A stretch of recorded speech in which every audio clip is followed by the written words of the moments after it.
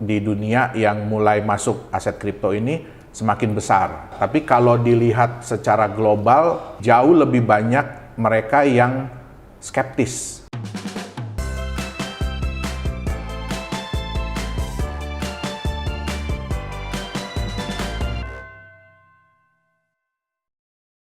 Pak Yohanes, gimana kabarnya? Baik, Coach. Luar biasa. Ini Iya. kita ketemu lagi karena ternyata banyak permintaan nih yang Ya. ngomongin soal kripto. Oh, siap.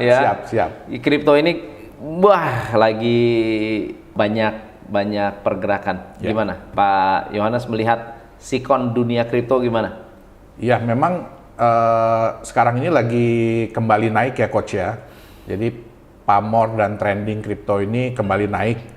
Bukan saja kripto-kripto yang memang sudah established, jadi yang udah cukup usia ya, itu ya kita lihat trennya juga kembali naik, kembali bergairah, tapi juga mulai banyak bermunculan ya kan aset-aset kripto lain yang berusaha untuk ikut dalam gelombang ini nih. Ya, riding the wave. Riding the wave, betul. Riding the wave.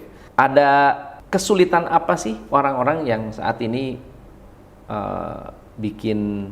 mau investasi di kripto?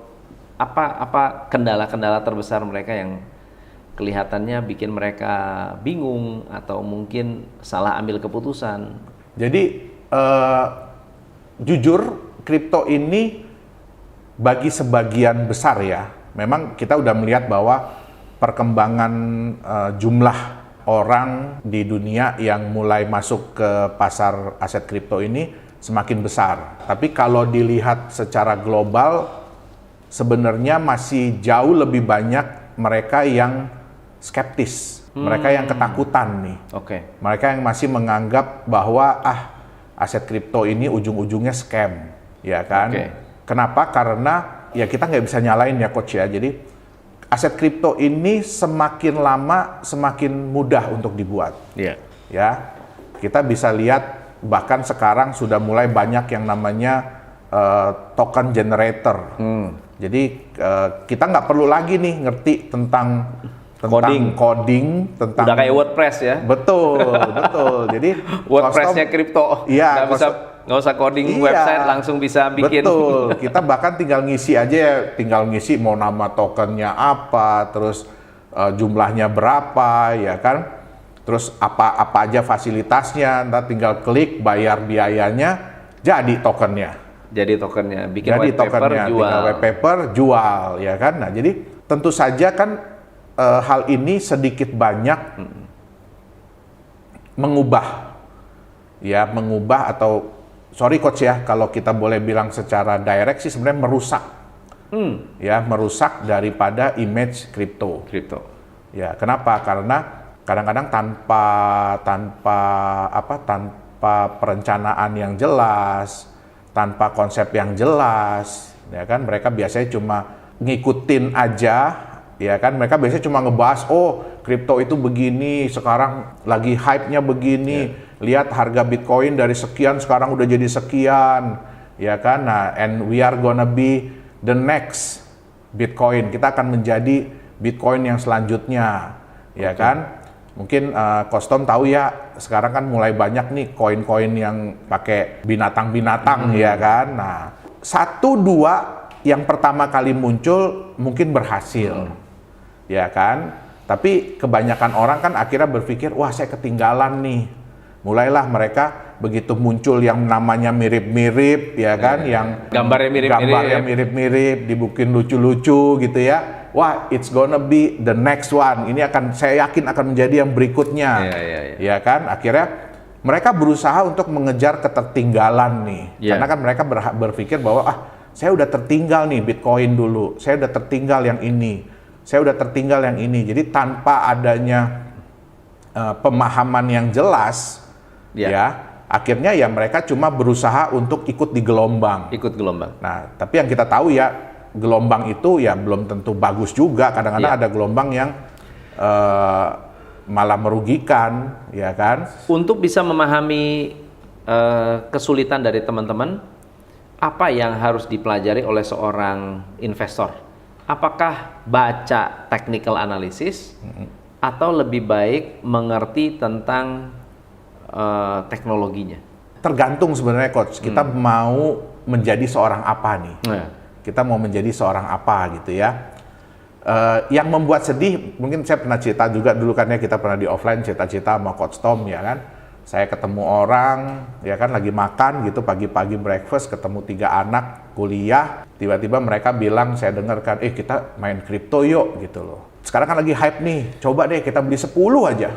Ya, siapa tahu satu nyangkut, berhasil. ya. Bukannya nyangkut ya, bukannya berhasil tapi malah nyangkut. Nah, jadi pertama adalah kata-kata yang dipakai oleh orang-orang adalah kita main kripto. Bukan invest. Bukan kita invest. Iya.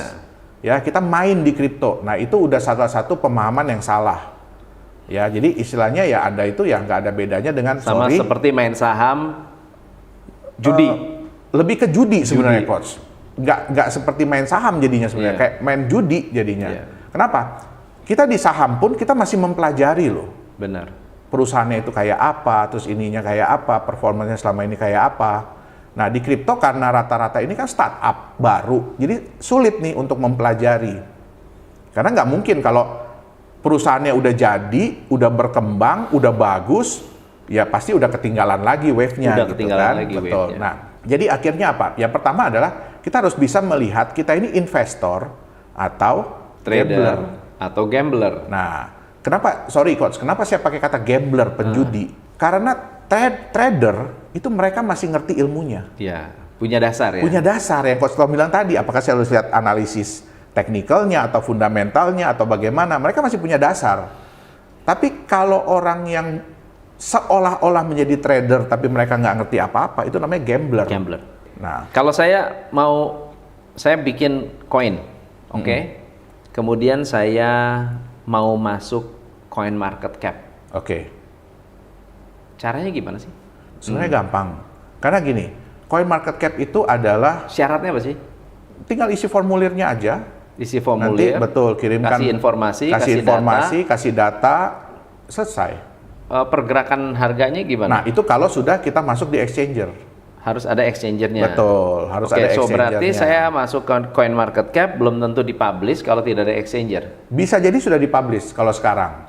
Oh, Jadi walaupun belum masuk di exchanger. Oke, Tapi ya itu istilahnya dia tercatat di list. Jadi gini, coin market cap itu mereka melisting koin-koin apa saja sih yang ada. yang available. Tapi yang harus diingat adalah bahwa mereka bukan verifikator, gitu loh. Mereka bukan lembaga resmi, asosiasi resmi yang memverifikasi. Nah, the problem adalah banyak orang yang berpikir kalau sudah masuk coin market cap berarti sudah valid atau sudah mantap begitu. Nah, sekarang untuk masuk exchange, koin yang bayar exchange atau exchange yang bayar koin? Yang pertama, coach. Hah? Yang pertama. Aneh dong ya, harusnya. Ya, tapi harusnya dibalik dong ya, benar nggak ya? ya? Tapi itulah realitanya. Kenapa? Kenapa koin yang bayar exchange? Oke, yang kita harus pahami bahwa exchanger ini kan private, jadi sebuah perusahaan ya atau sebuah organisasi yang tentu saja kan mereka butuh biaya. Jadi untuk menjalankan exchange sistemnya itu atau marketplace sistemnya itu mereka butuh biaya. Nah, dan biaya ini ya dapetnya dari mana? Ya. Nah, otomatis kalau misalkan ngandelin fee, kan custom tahu dong. Salah satu daya tarik dari sebuah exchanger adalah kalau Fee-nya mereka murah. fee-nya murah, semakin kecil, betul nggak? Kalau mereka bersaing dengan begitu, kasih yang murah, terus mereka bayar server gimana? Benar. Bayar administrasi bagaimana? Bayar karyawannya bagaimana? Oke. Nah. So, exchanger. Jadi saya bayar exchanger apa publish, listing. Jadi kalau misalnya ada terjadi kerugian atau apa, exchanger nggak rugi. Tidak bisa dituntut. Nggak bisa dituntut. Tidak bisa. Gitu. Ya, jadi kalau kita Kerugian masuk ada di di tangan sana, yang market. Betul. Market. Betul. Oke. Terus kalau misalkan nih coach, kalau koinnya kenapa-kenapa, Ya. quote to quote hilang atau non performing, Betul. ya kita juga nggak bisa nyalain exchanger karena exchanger tuh kayak pasar di mana kalau ada yang jual dan ada yang beli. Nah kalau yang jual ada yang beli nggak ada, ya exchanger nggak bisa disalahin. Oke. Pertanyaan berikutnya adalah mungkin nggak sih ada koin yang undervalue? Ada. Ada.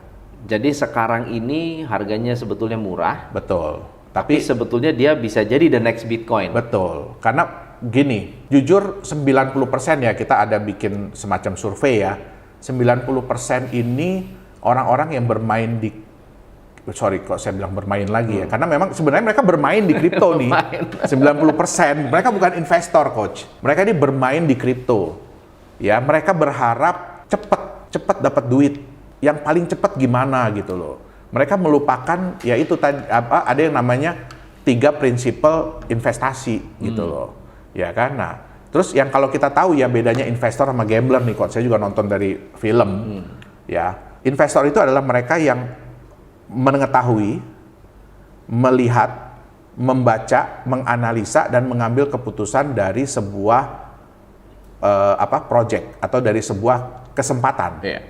Tapi mereka juga hold jangka panjang. Itu investor. Yeah. Tapi mereka yang hanya mencoba mencari keuntungan Jangka harian, jam-jaman, mingguan, itu sebenarnya belum pantas disebut sebagai investor. Mereka adalah trader atau yang ngerti teknik trader, yang nggak ngerti teknik jatuh-jatuhnya gambler. Oke. So dari mana kita tahu undervalue crypto ini adalah crypto yang undervalue atau bukan undervalue? Oke. Jadi kita nggak bisa memungkiri ya coach ya. Jadi gini, pada saat mungkin crypto aset itu masuk ke dalam sebuah exchanger, ada kemungkinan harga itu pasti akan turun. Ya, kenapa? Kita harus bedakan gini. Kalau perusahaan yang jual saham, perusahaannya itu udah jadi, coach. Core bisnisnya udah kelihatan, performanya udah kelihatan. Kripto itu rata-rata adalah startup. Secara bersama-sama mengajak ya orang-orang untuk invest. Invest lah kalau kita boleh bilang invest ya, untuk nantinya sama-sama yuk kita perusahaan developernya akan kembangin kriptonya.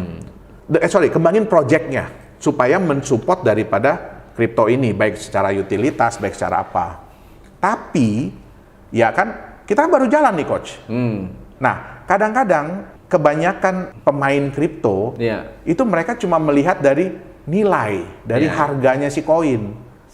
Jadi waktu koinnya turun, padahal ya developer ini tuh sebenarnya terus jalan, proyeknya terus jalan, utilitasnya itu udah mulai terbentuk, tapi karena harganya itu tidak seperti hype kripto. Berarti lebih baik kalau misalnya perusahaan seperti Tesla udah ada company-nya, dia bikin kripto, mungkin undervalue kelihatan di situ karena company-nya kelihatan.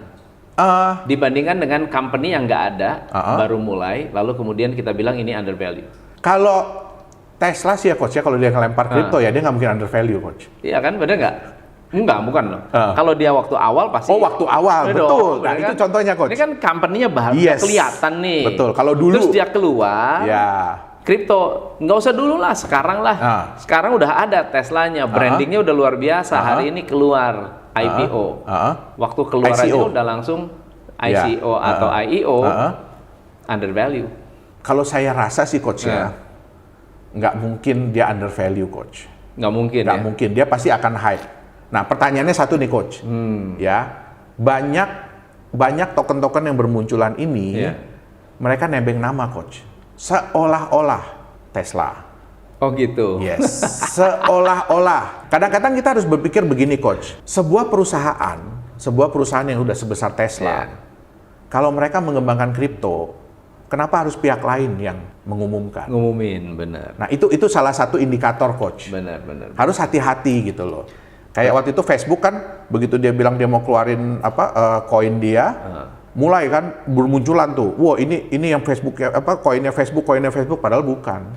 So berarti nextnya kita harus membahas mengenai dia ini undervalue atau no value. Yes. Kalau kelihatannya murah sih kalau kita beli, kelihatannya oke. Tapi ternyata no value. Betul. Gimana cara kita identify? Itu nextnya kita mesti bahas. Oke, siap. Hanya di Top Coach Indonesia.